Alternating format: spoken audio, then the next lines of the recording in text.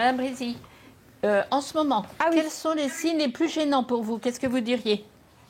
Outre le fait de ne plus avoir de vie du tout, le fait de faire des malaises, d'être faible en permanence.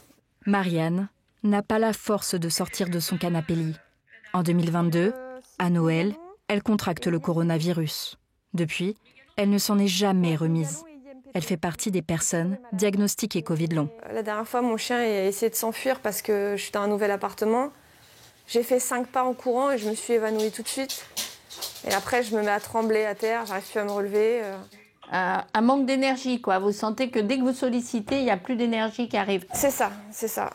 Avant, j'étais championne de roller, j'étais championne de jeux vidéo qui nécessitaient beaucoup d'énergie, beaucoup d'endurance. J'avais une endurance de fou et maintenant, je suis à l'opposé total. À 40 ans, elle souffre de vomissements, d'allergies, de brouillard mental et de fièvre chronique. Ces consultations lui permettent de faire le point sur ses symptômes et leur évolution. Physiquement, ça ne se voit pas. On a l'impression que c'est une petite dame comme vous qui pourrait très bien travailler. Mais en fait, dès qu'elle commence à faire quelque chose, ça ne suit plus. Son corps ne suit plus. Ces patients-là, c'est des patients qui sont invisibles alors qu'ils sont vraiment dans une grande souffrance. Marianne ne sort de chez elle que 2 fois par semaine en fauteuil roulant pour se rendre aux rendez-vous médicaux qu'elle ne peut pas effectuer en visio. Sa vie est désormais millimétrée. Elle compte chaque pas pour ne pas s'épuiser. Ma vie, c'est plus de la vie, c'est de la survie. C'est juste réfléchir à ce que je vais faire et à quel point ça va me faire du mal, en fait. Son père et son compagnon lui rendent visite aussi souvent que possible. Il l'aide à faire ses courses, l'emmène à ses rendez-vous, prépare ses repas et donne à manger à sa chienne. Dans 2 minutes, c'est mangé. Pour l'instant, c'est au jour le jour. On verra, peut-être que demain matin, quelqu'un va avoir une idée de génie et trouver la solution. En attendant, on aménage sa vie en fonction de ce que l'on peut faire. Quentin, le conjoint de Marianne, doit suivre un protocole rigoureux. Pour l'approcher, il change de vêtements et s'il souhaite retirer son masque, quarantaine de 3 jours et test PCR négatif. C'est très compliqué, c'est difficile à vivre pour elle comme pour moi. Ça laisse pas de place aux impulsions, j'ai envie de prendre le bras. Il faut toujours faire attention. Je suis malade. Il est probablement malade. Moi, j'ai peur. Marianne est loin d'être la seule à souffrir d'un Covid long. Dès 2020, de nombreux patients s'inquiètent. Leurs symptômes s'accumulent et persistent plusieurs semaines, voire des années, après la phase aiguë de leur Covid. Alors, 2 ans plus tard, le Parlement adopte une loi. Elle prévoit le lancement d'une plateforme pour recenser et prendre en charge ces malades du Covid long. Une loi votée, mais jamais appliquée. Au regret de la sénatrice Audrey Linkenheld, qui aujourd'hui, comme d'autres parlementaires, interpelle le gouvernement. On a eu des réponses assez évasives avec des réponses tendant à dire oui, on va le faire, mais en attendant, rien n'est fait. Bien sûr qu'il y a des enjeux de moyens, mais ces enjeux de moyens, ils concernent l'hôpital public en général. Ils font ce qu'ils peuvent avec ce qu'ils ont dans une situation de pénurie. Ce que je peux dire, c'est que vraiment les patients sont en attente et qu'il y a urgence à les accompagner.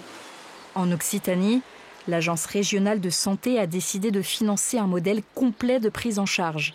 Près de Montpellier, cette clinique est l'une des rares en France à avoir des médecins formés. Alexandrine a contracté le Covid en mars 2022. Elle est toujours épuisée, a développé des problèmes musculaires et souffre de troubles de l'attention. Allez, venez avec moi. Au programme pour elle aujourd'hui, une batterie d'examens. Alors, glissez un peu vers le bas. De l'IRM à la radio, en passant par le kiné. C'est très bien.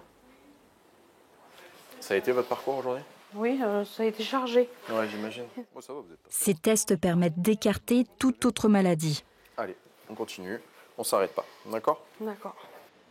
Pour le moment, il n'est en effet pas possible de détecter d'office un Covid long. Ce parcours est le seul moyen pour Alexandrine de prouver à ceux qui ne l'ont jamais cru qu'elle est bel et bien malade. Tout le monde te dit c'est dans la tête, ça n'existe pas le Covid long. Beaucoup de personnes pensent que les difficultés liées à un Covid long sont d'ordre psychologique. Et en fait, non, c'est pas le cas. Donc il y a une double punition, si on peut dire, parce qu'il y a la punition de leurs troubles et il y a quelque part la punition de l'incompréhension, parfois de l'entourage ou de la société de manière générale. On se sent un peu seul quand on te répond ça, mais bon, moi je suis déterminée à savoir que j'ai vécu ce Covid et que ça m'a provoqué un Covid long, quoi. Donc du coup, je le sens très bien. Bonjour. Et en effet, on a fait suffisamment d'examens complémentaires pour être sûr qu'il n'y ait pas un autre diagnostic. Donc ça veut dire qu'on peut formellement écrire, après ce parcours de soins, que vous avez un Covid long.